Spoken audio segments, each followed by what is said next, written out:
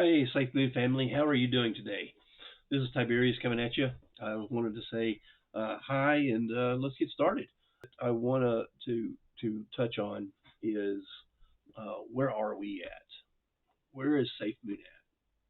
Well, right now we are roughly 0.0016, give or take. There's a margin of error that can be factored in, but we're hovering right around the same area. And why is that? Why are we hovering right around this area?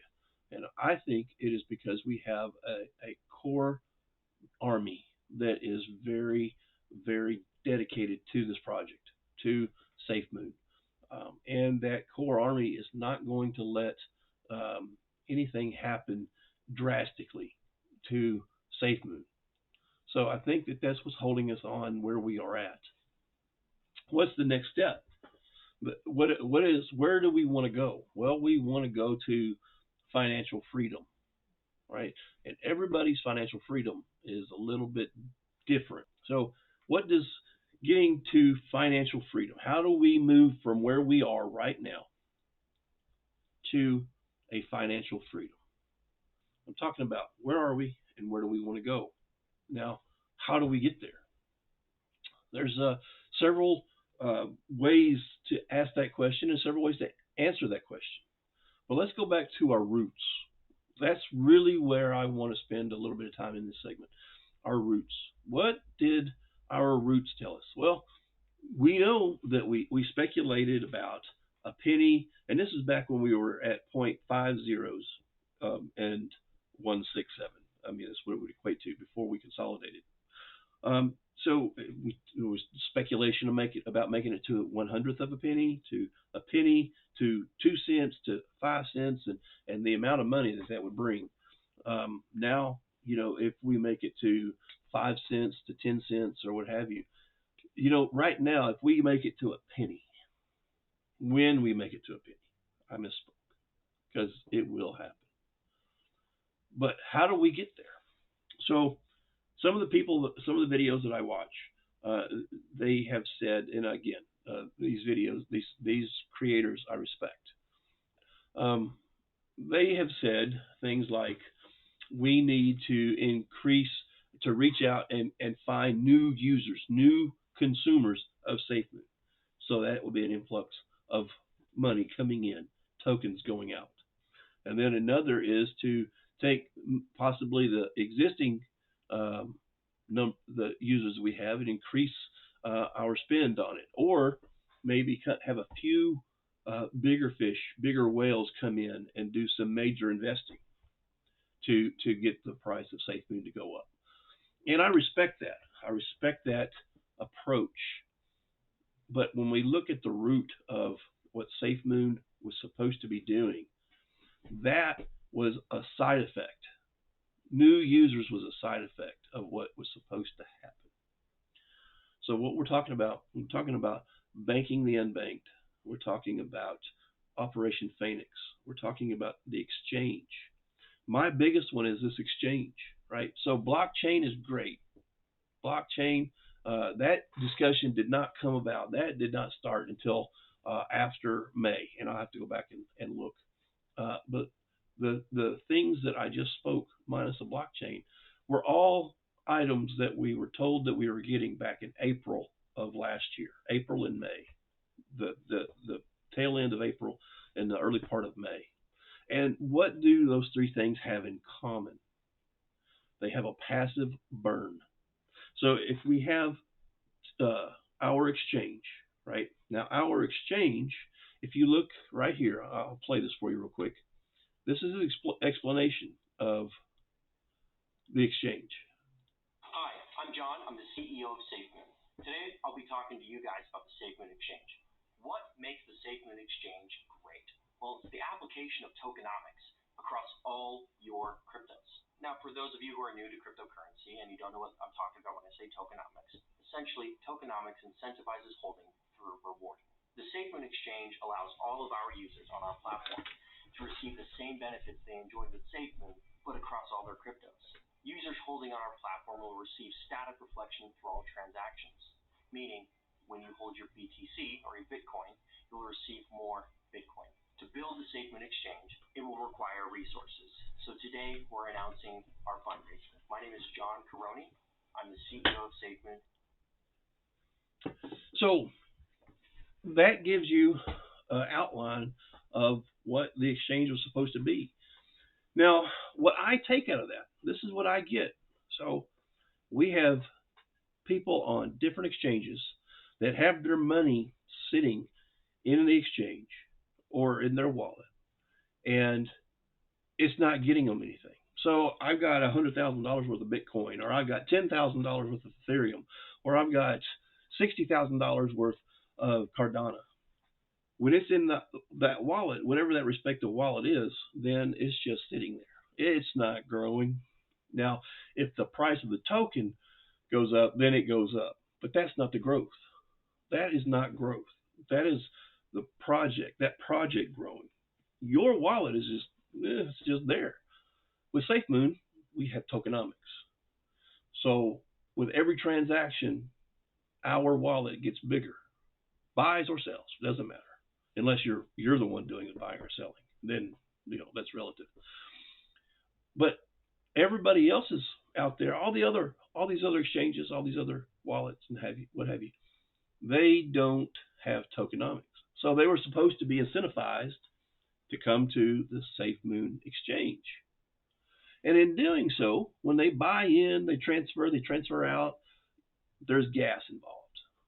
That was supposed to be a major player, at least in my mind, of what or how are we going to be taking steps from where we were to, step, step, step.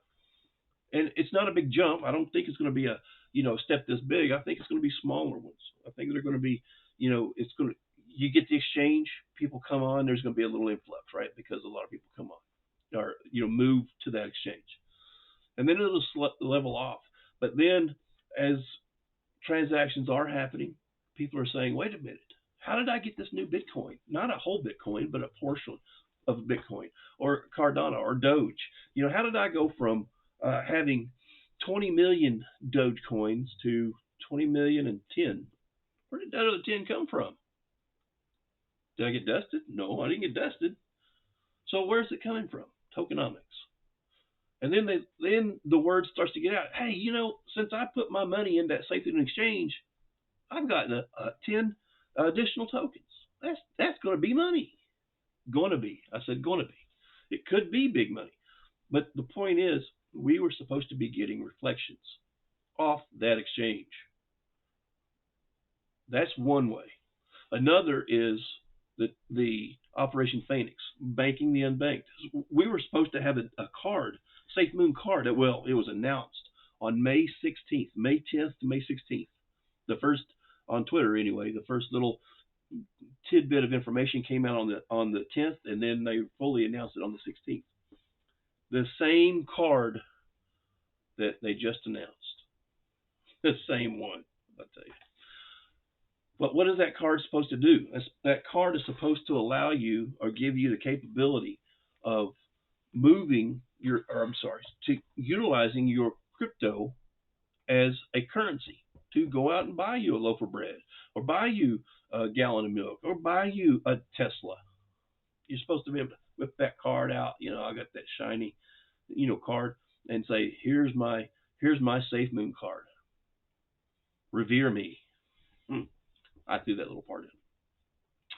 But that had reflections. That had gas fees. So we were supposed to be getting that. Then we have the true Operation Phoenix, right? So what we're going to do in the Gambia. And the root of what we're supposed to do in the Gambia is giving freedom to the unbanked, getting those people that are unbanked digitalized currency so that they can use their cell phones. So they can take their cell phone and they can just whip out a transaction and it's right there. Instead of having to wait till they get paid to get their money in the paycheck or go pull money out of the Bible or pull money out of the mattress or wherever else they might be keeping their money because they're not keeping it in banks, as we've been explained to. So that is another passive method of us gaining. So how do we get from where we are to where we're going. The first thing that comes to my mind, instead of getting new users to come in based off the same thing that we were told 8, 10, 12 months ago, is to deliver the product. Okay, deliver the exchange, deliver the card, deliver the blockchain. Let's get those turbines up and going in Africa. Let's talk about how we're going to, if it can't be done today, if we can't put the turbines up in Africa today, then come out and say, hey, you know what? There's a regulatory issue. There's government talking. There's 1,000 different things going on. But don't say Sun Tzu. Don't crypt Sun Tzu. Don't crypt. Don't recite Sun Tzu. Don't come out and say that we're somewhere between Amazon and Tesla. Don't keep saying 32. You know what 32 means. I don't. So that's like telling me the lottery numbers for next week's lottery are in the encrypted vault over there that only I have this the um, combination to, and you can't have it. But I'll sure tell you where they are. I'll be happy to tell you where the answer is. It's, see, that is not that that's cute early. That's cute, but no, we're past early. Now we're in the big boy territory, big girl territory, big person territory. However you want to say it, politically, not politically correct. We are an area for adults, and now we need to start acting like adults. That's how we get from point A to point B. Point A is where we are at right now. Point B is the direction of where we want to go. Okay? If you can't or you choose not to tell anybody about why, fine. Explain that. Don't leave us hanging. Don't give us cryptic answers. Maybe it's because it's crypto. You think there's a correlation there. I don't know. That's spitballing. But that's how we get from where we are to where we're going. This is not financial advice. This is not advice to go sell or to go buy or to bash on anybody. This is not about a bashing. This is about my perspective on where we're at, where we want to go. And there's, like I said, other segments. Okay, so I just did a segment on, where are we and where we want to go and how do we want to get there, right? Or how are we supposed to get there? But now let's talk about, I think, the elephant in the room. Um, there were things that were brought up months ago that I just talked about. Um, but do I really think that that anybody is inept? I think the people that were inept, and what I put into that bucket of inept is those that were trying to deceive and to relieve us of our ambitions, our money, and our hope for the future. And man, I want to tell you exactly who you are. You know who you are. The whole group of you. There's 4 or 5 of you, but it's not. That's not. This is not. I'm not going to say names because if you were here, I would. Man, would I tell you? Man, would I say your name and I'd tell you exactly what I thought. But anyway. Um, so, do I think that there is some ineptitudes going on? I really don't. I think that this is by design. Now, something I spoke to my wife about last night because she was asking this question, and I was really thinking about it. I've been thinking about it for a few days.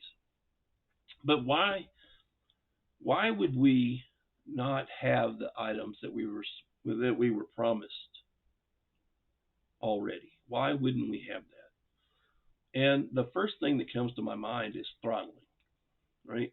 So hear me out here. Let's try this on for size.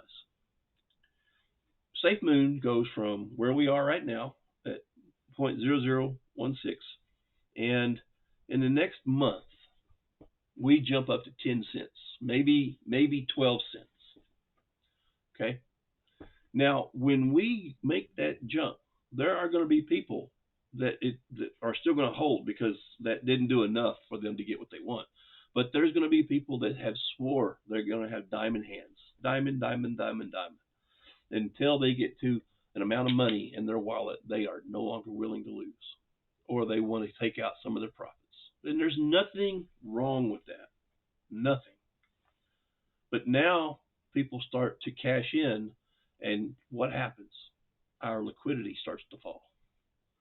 The money that John is trying to use to build a company starts to be trickled out, siphoned out. Is that what he wants? Is that going to help him get to the end goal of where he wants to go? No, it don't. By keeping the price down, it prevents or it highly discourages people from pulling out profits because they think, oh, my profit could be so much bigger, or that would be such a big cost of Safemoon for a small amount of money when in the future that's going to be reversed. And so people are incentivized to stay in right now, to stay right where they're at, just how they are. If you start to pull money out, you start to lose liquidity. But if you take the liquidity that they have and you continue to build on projects, to build on where you want to go. So the strategic picture for John is going to be far, far different than the strategic picture for the average holder. So what do? Do we try to put our heads into John and say, what's your strategic picture for the big picture? No. He's got all the variables already at his fingertips. He's got all the information, at least that he thinks he needs to make those decisions. But what don't we have? Not that we don't have intelligence, but we don't have all the information that he does to be able to make an educated guess about exactly where the future is or how broad it is. So it stands to reason to me anyway that we are not, I don't want to say held back, because that is, I don't think, an accurate way to say it. I don't think that that's accurate. What I think is, yeah, I got an email. What I think is that we are being throttled on how quickly we grow, or how easily they're going to make it to grow quickly by adding these components. Like, use the wallet, for example. I mean, if you go back, if you look at some of these, I don't know if I have it up here, on some of these old tweets. No. If you look back at some of the mock-ups that they did on the pictures coming out on the Safemoon 2.0 Twitter handle, uh, they're in depth. I mean, the information they have in these screens, these mock-ups are pretty damn in depth. I, it doesn't make sense that it's not partially done, or they don't have at least the first iteration of the software done. It doesn't. It makes zero sense. Why did it take? So on May 3rd is when dark mode first was said that it's coming. May 3rd, dark mode, biggest thing. That was the biggest thing. And when did we get it? It wasn't until the turn of the year, I believe. It was right at the turn of the year. If not already in 2022, it was right there. But so why did it take so long? It's not because they couldn't figure out how to do it. I really don't think so. I think that after the catastrophes of August, and what was supposed to happen in August did not happen, and just everything got thrown up in the air, and then they had to go into damage control, and they had to regroup and find out. I'm sure there's a lot of stuff going on, but that software, that code is still there. You don't just delete code. Nobody does. They might put it to a branch somewhere else. I'm not going to go technical because that's not what my intention is. it's out there. They have it. I think that it's just when do they want to release it? That is about the best that I can put together on the information that I have and what I watch, or what I see, what I hear. Um, I take a lot of factors into how I come to a decision, or um, build a build a hypothesis. So that is something that I think people really should think about when they ask why haven't we, or when, you know um, it is really at the discretion of John, who is the leader of this organization, to give it to us when he feels it's time for his agenda. Now, his agenda may not be exactly what your agenda or you want the agenda to be. Well, that's a decision point for you. Have faith, don't have faith. I personally am choosing to have faith. Have faith that what I bought into, what I signed up for, was the right decision. And for me, in my mind, that money's gone. Right, the money that I have in Safemoon is gone. I don't look at it and say, "Oh my God, if it goes down, I've lost this much more." I don't, because I won't lose until I sell. I just won't. So I, I don't want to be that guy that bought the pizza. He says, "Oh man, I would love to shake that guy's hand." But anyway, um, that is kind of how I see, how I interpret why we are where we are, and we haven't moved forward.